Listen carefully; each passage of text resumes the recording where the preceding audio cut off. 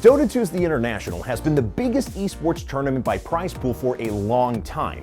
This year, the top Dota 2 teams will be competing at the Key Arena in Seattle for almost $20 million, with over $8.3 million going to first place. 18 teams will be competing this year from all corners of the globe. While a lot of eyes are on the defending champions Evil Geniuses, most people are looking at OG as the odds-on favorite to take the tournament. This team, only formed about a year ago, has taken the Dota world by storm by winning millions of dollars in multiple major titles already. In addition, OG has never swapped any players in their roster, making them one of the few stable Dota rosters out there. Now, if you're like, wow, I want to watch a $20 million video game tournament, but I know nothing about Dota, well, no problem. We've got you covered with a video we made for a previous international on how to watch competitive Dota 2. Check it out and stick around after for a chance to win some awesome prizes here during the Pizza Hut Countdown. Dota 2 is not an easy game to wrap your head around. It's fast, the map is huge, and at any given time there are several things to keep track of. That's why we're here to break down Dota's fundamentals and make sure you know what's going on the next time you watch a match. Dota is a game of strategy. 2 teams of 5 players face off on a 3-laned map.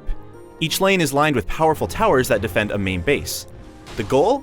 Knock down those towers and destroy the enemy's main base, which is called an Ancient. This is the origin of the Dota acronym, Defense of the Ancients. Each player controls one of more than 100 heroes, and each hero has its own unique abilities. Every game starts as a clean slate. Nobody has any items, and the heroes are all at level 1. Heroes can fulfill many roles, but the most common ones to think about are supports and carries. Supports tend to be the strongest early in the game, and they can help set their team up for victory by being useful from the moment the match starts. On the other hand, carries start out weak, but grow incredibly strong with more levels and items.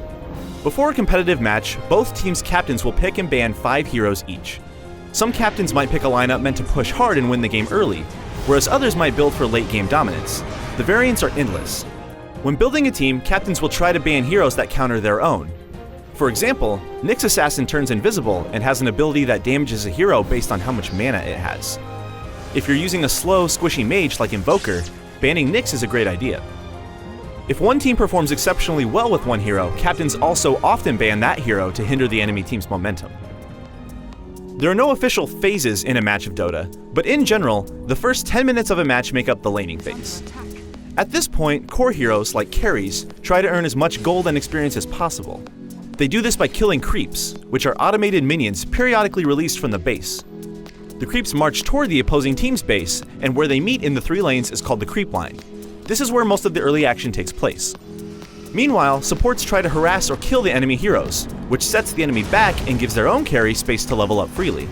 Good supports will also rotate from one lane to another to score early kills on core heroes and help win multiple lanes. At the professional level, the laning phase tends to be far more hectic. It's not uncommon to see multiple fights break out and towers fall before the 10-minute mark. Amateur teams are usually more content to stay in their lanes and farm. The mid-game starts around the 10 to 15-minute mark. This is the point where some carries start gaining traction and more full team fights start to break out.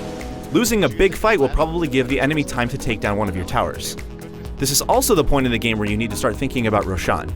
Roshan is a gigantic respawning dragon located near the center of the map. He's powerful and often requires most of a team to bring down. Killing him earns you gold, experience, and the Aegis of the Immortal. The holder of the Aegis will be regenerated to full health and mana upon death, meaning a 5 versus 5 team fight becomes a 6 versus 5 team fight. It's so important that you'll often see teams stall or buy time until Roshan responds, just so they can nab the Aegis. Past the 45-minute mark or so, Dota enters the late game. In a professional setting, many matches will end before this time. At this point, certain carries are powerful enough to wipe out a team single-handedly. Supports tend to be less useful, and their contribution to the game relies more on which items they've purchased. For example, a support might not do a lot of damage, but it can buy an item that disables an enemy carry for a few seconds. Teams are so strong at this point that towers are mostly a non-issue. Also, because the heroes are at such high levels, their respawn timers are incredibly high, often well over a minute long. Losing even one teamfight can give the enemy enough time to barrel down a lane and do significant damage to your base. This is also the time when buying back into battle becomes hugely important.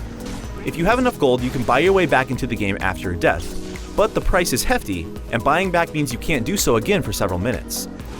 If 2 people on your team are defending against a 4-person push, having 2 members of your team buy back and save some towers can make a huge difference. This video doesn't cover Dota's infinite possibilities, but you should have an understanding of the most important things to know when watching a match. Who are the characters, what is their goal, and how do they go about completing that goal as the match progresses?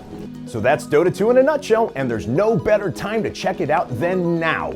Catch the action all week long on twitch.tv/Dota2TI, and if you want to win some sweet gaming swag and some Pizza Hut pizza, head to the link below to enter. For all things esports, keep it here on IGN.